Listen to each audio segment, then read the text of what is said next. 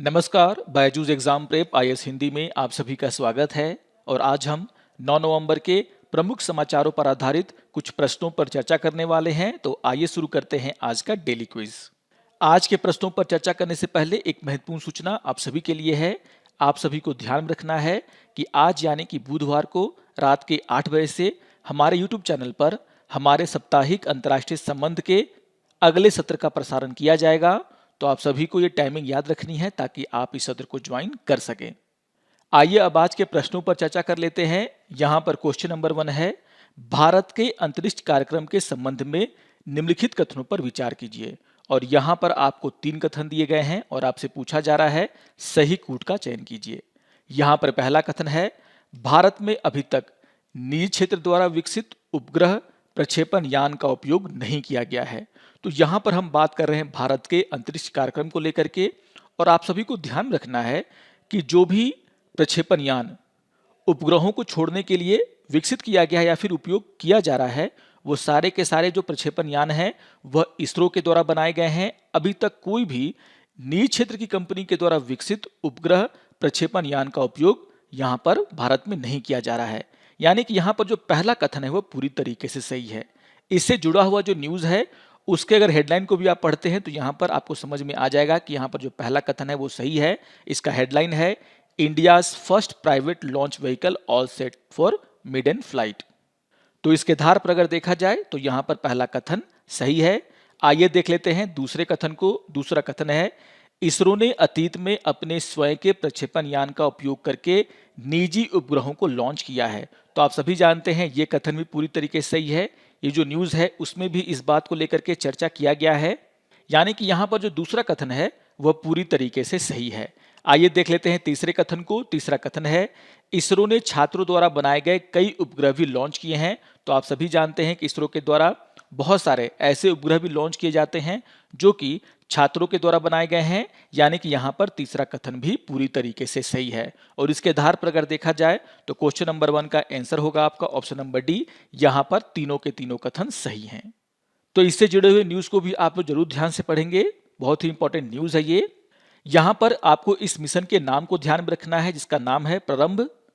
और यहाँ पर जिस लॉन्च व्हीकल का उपयोग किया जा रहा है उसके नाम को भी आपको ध्यान में रखना है जिसका नाम है विक्रम एस। आइए अब क्वेश्चन नंबर 2 पर चर्चा कर लेते हैं। क्वेश्चन नंबर 2 है, निम्नलिखित कथनों पर विचार कीजिए। और यहाँ पर आपको 3 कथन दिए गए हैं। यहाँ पर आपसे पूछा जा रहा है सही कूट का चयन करें। यहाँ पर पहला कथन है, ग्लाइफोसेट एक व्यापक स्पेक्ट्रम वाला शाकनाशी है जो व्यापक प्रकार के खरपतवारों को नियंत्रित कर सकता है, चाहे वह चौड़े पत्ते वाले हों या घास हों। तो हम यहाँ पर चर्चा कर रहे हैं ग्लाइफोसेट को लेकर के। और आपको ध्यान में रखना है कि अगर हम ग्लाइफोसेट की बात करें तो यह एक खरपतवार नाशी है। और इसके आधार पर अगर देखा जाए तो यहां पर पहला कथन पूरी तरीके से सही है। आइए देख लेते हैं दूसरे कथन को। दूसरा कथन है, कीटनाशक अधिनियम 1968 के तहत उपयोग हेतु पंजीकृत रसायन के विभिन्न सांता वाले 9 ग्लाइफोसेट आधारित सूत्रीकरण हैं। तो अगर हम इसके भारत में उपयोग की बात करें तो आपको ध्यान में रखना है कि अगर हम बात करते हैं कीटनाशक अधिनियम 1968 की तो उसके तहत यहां पर इसके उपयोग के लिए 9 ग्लाइफोसेट आधारित फॉर्मुलेशन को पंजीकृत किया गया है। और इनका उपयोग बड़े पैमाने पर चाय के बागानों में या फिर रेलवे ट्रैक या फिर खेल के मैदानों में खरपतवार को नियंत्रित करने के लिए किया जाता है। तो आपको ध्यान में रखना है कि भारत में इसका उपयोग कहां कहां होता है। और इसके आधार पर अगर देखा जाए तो यहां पर दूसरा कथन भी पूरी तरीके से सही है। आइए देख लेते हैं तीसरे कथन को। तीसरा कथन है, भारत में आज आधिकारिक तौर पर व्यावसायिक खेती के तहत एकमात्र जीएम फसल बीटी कपास है। तो यहां पर यह कथन भी पूरी तरीके से सही है। यानी कि यहां पर तीनों के तीनों कथन सही हैं और इसीलिए क्वेश्चन नंबर 2 का आंसर होगा आपका ऑप्शन नंबर सी। यहां पर तीनों कथन सही हैं। इससे जुड़ा हुआ एक न्यूज आज के द इंडियन एक्सप्रेस में आया है जहां पर ग्लाइफोसेट को लेकर के चर्चाएं की गई हैं। तो बहुत ही इंपॉर्टेंट न्यूज है ये, इसको आप लोग जरूर ध्यान से पढ़ेंगे। आइए अब क्वेश्चन नंबर 3 पर चर्चा कर लेते हैं। क्वेश्चन नंबर 3 है, निम्नलिखित में से कौन ग्रीन वॉशिंग को सबसे सटीक तरीके से परिभाषित करता है? और यहाँ पर आपको 4 ऑप्शन दिए गए हैं। तो यहाँ पर चर्चा हो रही है ग्रीन वॉशिंग की। अगर हम ग्रीन वॉशिंग की बात करें तो इसका मतलब क्या होता है? आप सभी ने देखा होगा कि बहुत बड़ी-बड़ी कंपनियों के द्वारा और सरकारों के द्वारा इस बात की लगातार घोषणा की जाती है कि उनके द्वारा जलवायु परिवर्तन को कम करने के लिए बहुत सारे उपाय किए जा रहे हैं। यानी कि उत्सर्जन में कमी लाने के लिए, पोल्यूशन को खत्म करने के लिए सरकारों के द्वारा बहुत सारे काम किए जा रहे हैं। लेकिन बहुत सारी सरकारों के द्वारा जो ये दावे किए जाते हैं वो असत्यापित होते हैं, भ्रामक होते हैं, झूठे होते हैं। यानी कि इससे जरूर उन्हें अपनी छवि को सुधारने मत मिलती है, लेकिन उनके द्वारा जो कदम उठाए जा रहे हैं उससे जलवायु परिवर्तन के खिलाफ लड़ाई में कोई भी योगदान नहीं मिलता। और इसी को बोला जाता है ग्रीन वॉशिंग। मतलब आपके द्वारा जो कदम उठाए जा रहे हैं वो सही तरीके से जलवायु परिवर्तन के खिलाफ लड़ाई में कोई भी योगदान नहीं कर रहे हैं। यानी कि आपके जो दावे हैं वो भ्रामक हैं।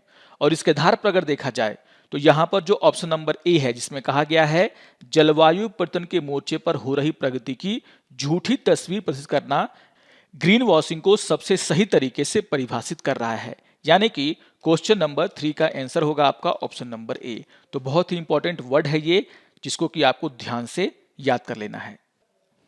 आइए अब क्वेश्चन नंबर 4 पर चर्चा कर लेते हैं। क्वेश्चन नंबर 4 है, निम्नलिखित में से किस मंत्रालय द्वारा भारतीय मातृभाषा संरक्षण कराया गया है? और यहां पर आपको 4 ऑप्शन दिए गए हैं। तो यहां पर हम चर्चा कर रहे हैं भारतीय मातृभाषा संरक्षण को लेकर के।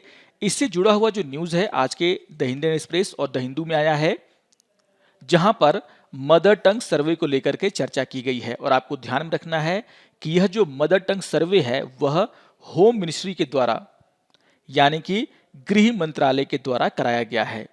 और इसके आधार पर अगर देखा जाए तो यहां पर क्वेश्चन नंबर 4 का आंसर होगा आपका ऑप्शन नंबर डी यानी कि गृह मंत्रालय।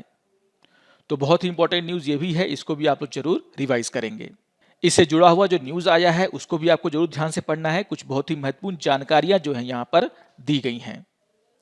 आइए अब एक प्रीवियस ईयर क्वेश्चन पे चर्चा कर लेते हैं और ये क्वेश्चन 2021 में पूछा गया था। क्वेश्चन नंबर 5 है, निम्नलिखित में से कौन सी फसल न्यूनतम जल दक्ष यानी कि लिस्ट वाटर एफिशिएंट फसल है? और यहां पर आपको 4 फसलों के नाम दिए गए हैं, गन्ना, सूरजमुखी, बाजरा और अरहर।